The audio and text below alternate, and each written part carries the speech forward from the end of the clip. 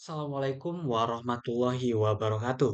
Sebelumnya, perkenalkan, nama saya Rido Prasetyo. Saya merupakan mahasiswa dari Prodi Sistem Informasi dari kelas 2 SIB dengan NIM 24573011122. Pada kesempatan kali ini, saya akan menjelaskan tentang tugas saya, yaitu dari matkul pemrograman framework dengan dosen pengampu yaitu Pak Fikri Muhafiz Imani STRKOM MTRKOM dan juga Bang Ael kami yaitu Bang Hidayatul Mukmin STRKOM. Di sini saya akan menjelaskan. Yang pertama, saya akan menjelaskan tentang apa sih itu VCS. Setelah saya menjelaskan VCS, saya juga akan menjelaskan tentang Git. Selanjutnya, saya akan mempresentasikan tentang progres dari proyek saya selama pertemuan tiga ini. Oke, mari kita mulai. Apa sih itu VCS? VCS adalah singkatan dari Version Control System. VCS ini merupakan sistem yang mencatat perubahan dari kode program dari waktu ke waktu. Teman-teman sebagai anak IT tentunya pasti relate dengan kejadian ini. Ketika teman-teman sedang melakukan praktikum, tentunya teman-teman biasanya disuruh ngoding. Setelah ngoding, pasti biasanya kadang ada yang belum selesai, ada yang udah selesai. Tentunya teman-teman pasti ingin mengotak-ngatik lagi codingannya itu ketika di rumah. Saat di rumah, pastinya tentu kita harus kalau belum selesai pasti harus di save dulu codingannya dan dipindahkan dari Google Drive baru ke komputer kita atau laptop kita. Dengan adanya VCS ini dapat mempermudah teman-teman dalam men-save codingan-codingan yang teman-teman tadi sudah buat di labor tadi. Oke, VCS ini ada terbagi menjadi tiga. Yang pertama kita masuk ke local version control system. Baik, kita masuk ke local version control system. Teman-teman bisa melihat ada tiga gambar orang di situ. Mungkin yang lagi sedang menjadi developer atau aplikasi atau apa gitu. Mereka lagi ngoding nih, teman-teman. Kita lihat kalau local version control system ini perubahan database-nya hanya disimpan di dalam komputer mereka masing-masing. Jikalau mereka ada project yang melibatkan kolaborasi, maka local version control system ini tidak disarankan. Oke, kita masuk yang kedua. Nah, kita masuk ke Centralized Version Control System atau CVCS. Oke, dari namanya kita dengar sentral. Sentralnya artinya apa? Sentral adalah terpusat. Maka eh, penyimpanan ini terpusat oleh satu server atau yang dinamakan dengan remote server. Bayangkan saja teman-teman, dari tiga orang developer ini sedang mengoding, mereka bisa tuh ngupdate ngupdate codingannya melalui oleh satu server yang sama itu, remote server tadi. Kelebihannya mereka bisa di satu tempat dan juga mungkin penggunaannya sederhana gitu. Kekurangannya apa? Kekurangannya adalah ketika satu server ini yang sentral tadi yaitu remote server ini jika mati maka ketiga orang developer ini tidak bisa mengupdate data codingannya yang terbaru. Jadi sebenarnya centralized ini atau CVCS ini disarankan, bisa disarankan lah untuk proyek kolaborasi kan. Tapi dibanding ini masih ada yang lebih bagus lagi. Oke, kita masuk yang ketiga. Nah, kita masuk ke yang namanya Distribute Version Control System atau DVCS. Nah, teman-teman sudah melihat kan tadi ada tiga orang developer yang sama-sama mengoding. Nah, pada VCS di versi ini, VCS-nya ada sedikit perubahan. Jadi setiap developer, tiga developer ini diberi yang namanya perubahan data lokal. Mereka masing-masing bisa mengubah atau mengupdate data dan ketika sudah mengubahnya, mereka bisa langsung mengirimkan ke ke server pusatnya. Dan setelah itu maka akan tersave di server pusat tadi. Dia ini hampir mirip, DVCS-nya hampir mirip sama CVCS tadi. Yang membedakan mereka nih sama-sama bisa mengupdate-nya atau mengotak-atiknya gitu. Kalau tadi tuh kayak satu orang mengotak-atiknya kayak. Eh, Tentunya dalam hal ini misalnya ada project yang membutuhkan kolaborasi, VCS ini yang sangat saya sarankan. Oke, kita masuk yang selanjutnya. Nah, kita masuk. Saya akan memberikan contoh beberapa PCS terkenal yang sering dipakai. Oke, yang pertama ada CPS, ada SPN, ada Git, ada Mercurial, dan yang terakhir ada Bazaar. Oke, kita lanjut. Baik, kita masuk ke yang namanya Git. Sebelumnya sudah saya jelaskan Git ini merupakan salah satu contoh dari yang namanya VCS yang terkenal di kalangan sekarang, yaitu eh, version control system. Dan juga Git ini merupakan salah satu VCS yang diciptakan oleh Linus Torvald yang merupakan salah satu pembuat dari Linux yang dibuat pada tahun 2005. Dan Git ini juga termasuk sebagai contohnya sebagai DVCS. Eh, Git ini mempunyai beberapa perintah atau query dasar gitu seperti git init, eh, git status, git log, git login, git commit, dan yang lain-lain yang akan kita bahas nanti. Oke, kita masuk yang selanjutnya. Kita masuk ke penerapan yang namanya Git. Yang harus kita lakukan pertama di sini adalah kita harus menginstal yang namanya Git. Saya sudah diberikan link untuk menginstal eh, Git ini. Kita tinggal download aja, pencet Windows, for Windows, click here to download.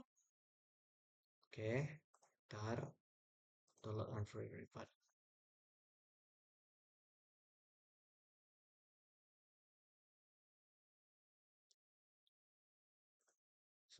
Sepertinya sudah, maka kita perlu, coba kita cek dulu bentar. Oh ya, kita harus next kan dulu, next. Program file, kita saja dikit. Next, next, next, next, next, next, next, next terus saja. Sabar, kita exit dulu. 5 minutes later. Baik, baik setelah sudah muncul seperti ini, kita tekan klik finish saja. Oke, always. Setelah itu kita perlu ke PowerShell, Windows PowerShell, Windows PowerShell. Kita ketikkan yang namanya git version. Enter. Nah, kalau sudah seperti ini, maka Git sudah berhasil terinstalasi Git version 2.51 Windows 1. Maka hal selanjutnya yang perlu kita lakukan adalah kita harus pergi ke yang namanya Visual Study Code. Visual Study Code. Visual Studio Code. Oke, saya sudah punya project kemarin ya kan. Yang perlu kita lakukan, kita harus membuka terminal. New terminal. Sabar, kita pastikan dulu yang namanya Laragon kita udah hidup atau belum. Oke, sudah nampaknya. Kalau sudah ini, kita ke terminal lagi, pencet new terminal. Kita buatkan salah satu perintah di sini namanya git init. Git init. Oke, dia lagi inisialisasikan.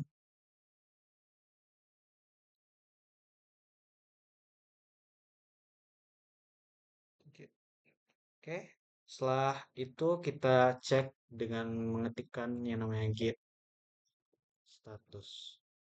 Enter. Correct. Use give it. No commit yet. To include. Oke, sana. Kalau tampilannya ada seperti ini, maka Git sudah berhasil diinisialisasi. Oke, selanjutnya kita Kan tadi sudah berhasil diinisialisasi. Kita lihat saja nih di samping nama file-file kita atau folder kita ada tulisan U yang maksudnya adalah uncracked.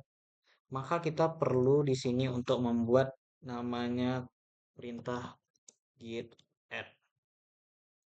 Salah,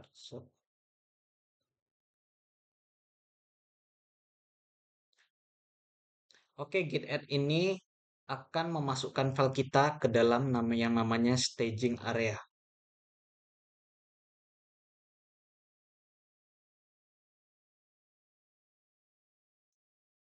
Baik, setelah kita menuliskan perintah git add tadi, maka kita perlu mengecek yang namanya git status. Set. Nah, kalau di sini kan kalau udah tanda A nih, berarti dia udah di staging area. Untuk setelah staging area ini kita perlu yang namanya masuk ke local local repository. Kita tuh harus commit untuk masuk ke local repository gitu.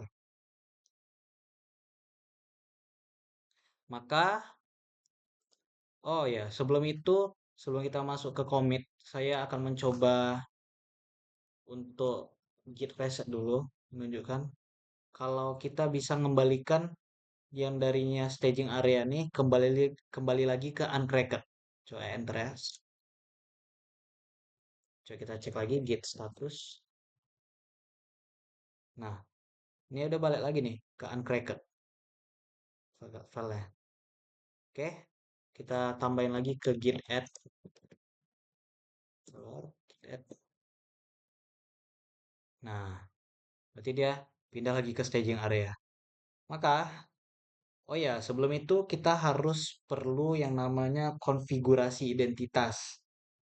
Oke, pertama kita harus ngeset username dengan ini perintahnya config local user titik name that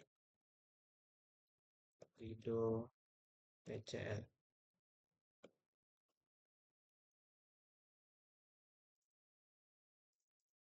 Kita oke kan? Kenapa error ya?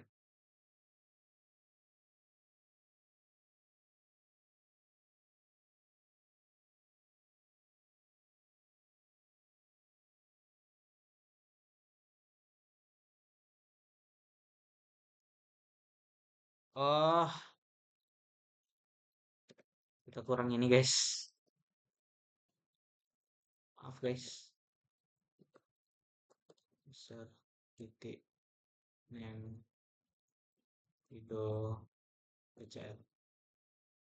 Nggak bisa. Nah, berhasil dia.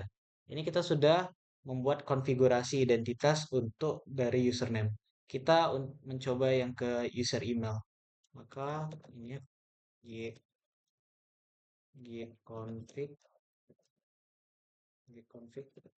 local user email set rido 24 si mahasiswa PCR ACID. Oke. Nah, ya, sepertinya udah berhasil. Cara ngeceknya gimana? Cara ngeceknya kita perlu menuliskan perintah git config list untuk menampilkan list dari konfigurasi nama yang sudah kita buat. Set. Oh, maaf guys. Confignya pakai git config list. Set.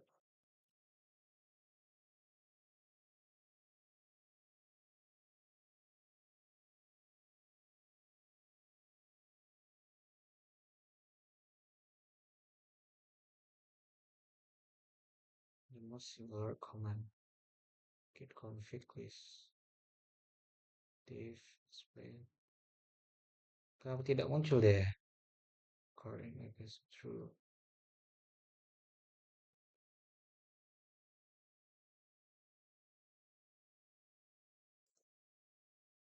Nge-lag atau gimana? Oh, muncul guys. Rupanya tadi lagi loading ya ke bawah.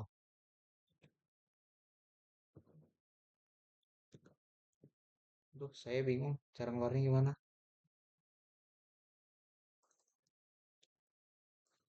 N-nya gimana ya?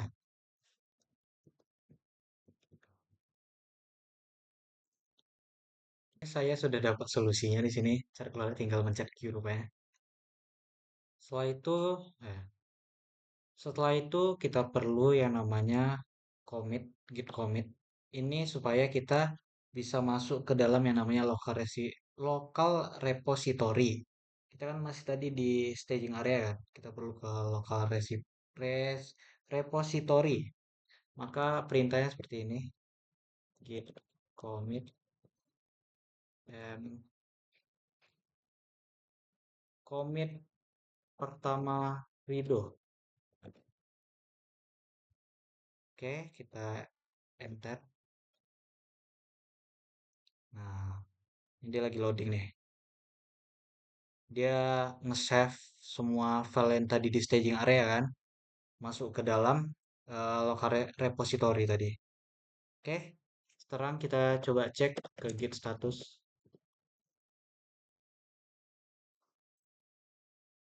Nothing.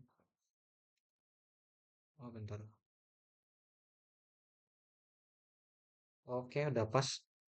Maka hal yang selanjutnya yang perlu kita lakukan adalah git log.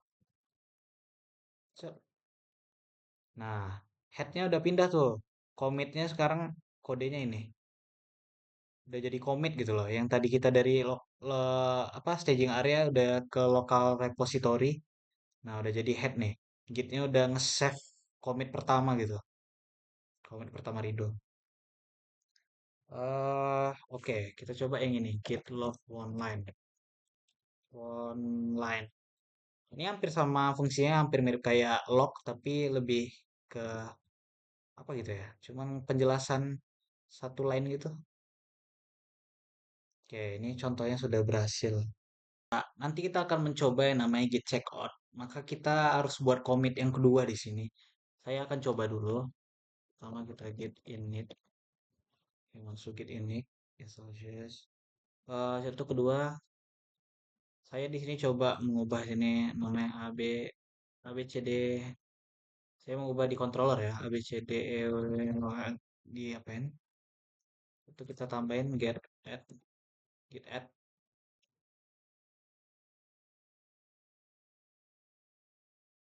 Setelah itu, setelah git add, maka saya perlu mengecek di git status. Nah, setelah itu saya akan mencoba konfigurasi identitas dengan cara git config local username. Saya buat namanya di sini coba Andi 24. Set. Itu saya coba lagi buat namanya git config untuk yang local email, local user titik email, Andi 24 SI PCR ACID PCR aduh salah PCR ACID. Oke, kita oke kan. Itu untuk ngeceknya git bentar git config list.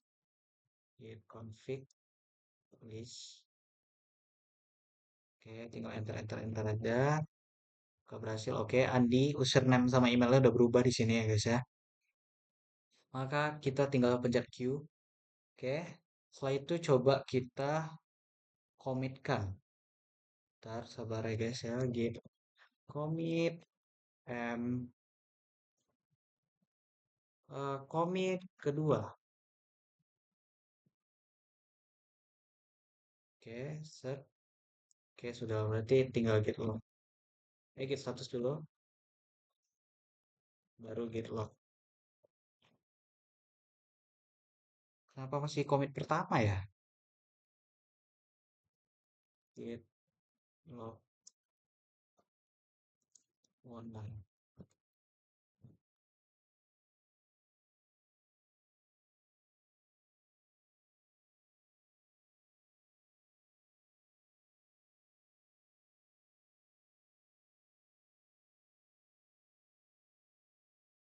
Oh, enggak, ini tandanya berhasil, guys.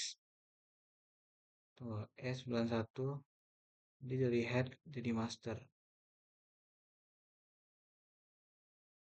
Commit E910. Sama aja. Tunggu, saya masih bingung cara biar ke. Coba kita jalankan git checkout.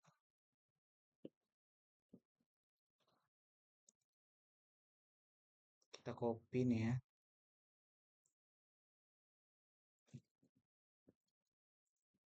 Set, git checkout.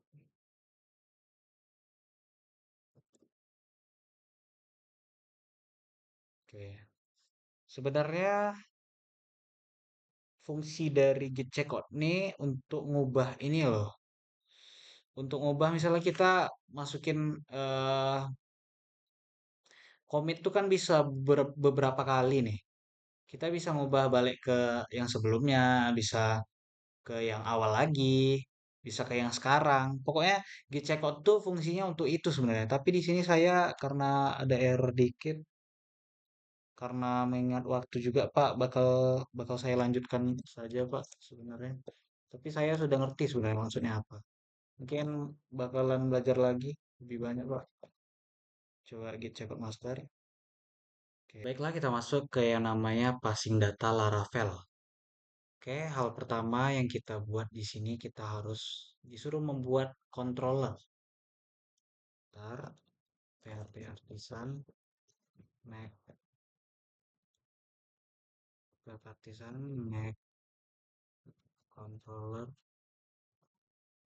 home controller to research.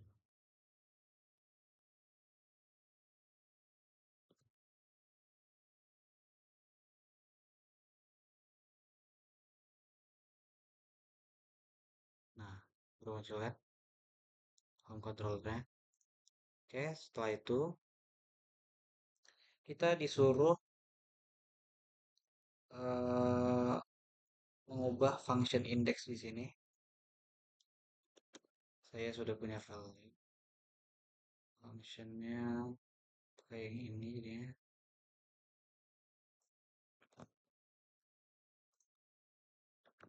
Biar menghemat waktu juga ya. Setelah itu kita perlu membuat root. Rootnya di mana? Di web PHP. Sama root. Oke, web PHP. Bentar, saya sudah copy juga di sini. Oh iya, teman-teman. eh jadi alurnya tuh root ini sebagai eh bentar.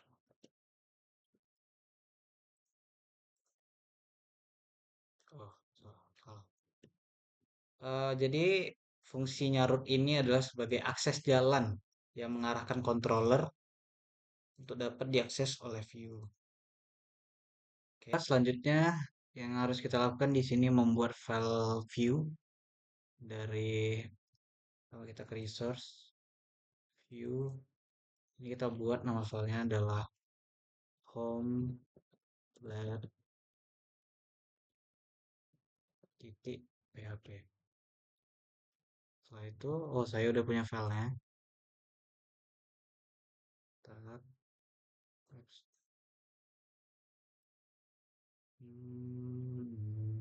banyak sekali ya guys ya. Itu kita copy, kita save ya, biar kebaca. Ya, ya, tadi saya lupa menambahkan ini ya, Pak. Terus app ttp controller mahasiswa, bukan mahasiswa lagi. Berarti dia controller kita tadi namanya home controller. Home controller ini. Itu kita save.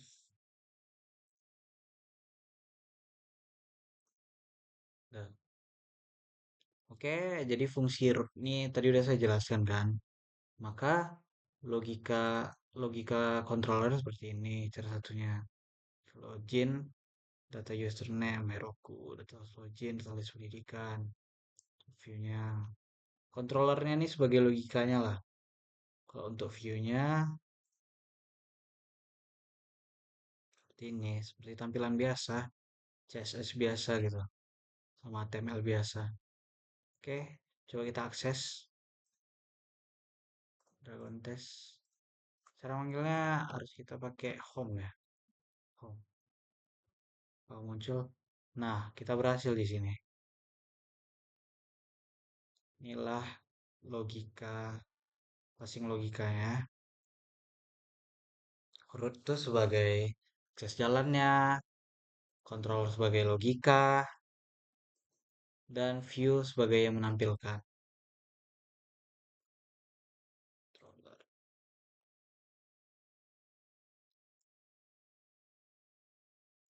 Jika indeks menjalankan, kita username, Heroku, that-nya ini, pendidikan ini.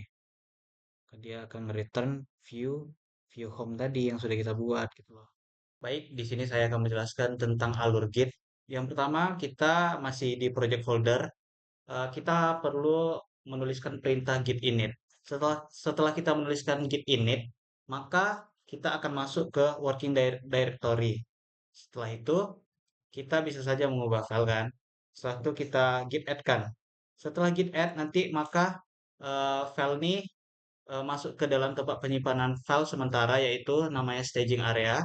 Setelah di staging area, maka dia yang awalnya file itu berlogo U atau uncracked nanti akan berubah menjadi A.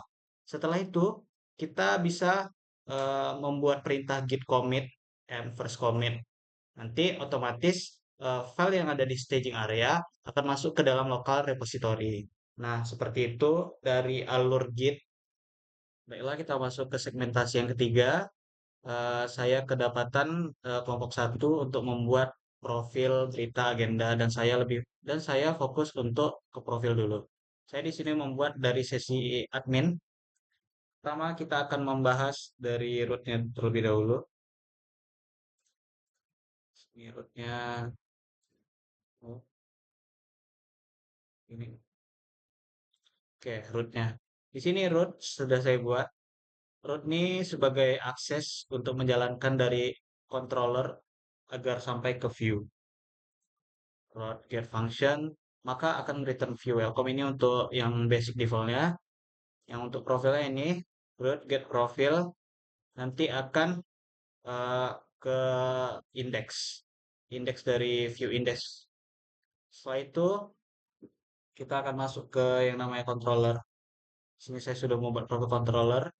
Di sini saya sudah inisialisasi juga dan saya menggunakan public function index dengan variabel profil, ID, judul, ini nanti isinya. Setelah itu nanti akan dikirim atau return view dari profil index. Setelah itu kita masuk ke yang ketiga yaitu cara view-nya. Sini view saya ada tiga, ada create blade PHP, edit blade PHP, dan index blade PHP. Oh ya, sebelumnya saya tipe di sini blade-nya BLATE di sini. Tapi nanti saja karena belum ada logikanya. Untuk view-nya di sini baru saya buat index blade PHP. Nih, view ini adalah tampilan HTML sama CSS biasa saja biasanya agar tampil di dalam browser. Nih. Oke, kita coba saja. Bentar, www.profil admin. Cara menjalankannya, kita tinggal membuat profil di sini. Nah, berhasil kan? Untuk menambah profil kita bisa tekan tambah profil, bisa ngedit hapus. Tapi karena belum ada logikanya atau controllernya, di sini belum bisa diakses. Maka kalau kita tekan akan muncul not found. Nah, oke cukup sekian dari project lah. Demikian itu yang dapat saya sampaikan. Jikalau saya ada salah kata, Mohon dimaafkan. Wassalamualaikum warahmatullahi wabarakatuh.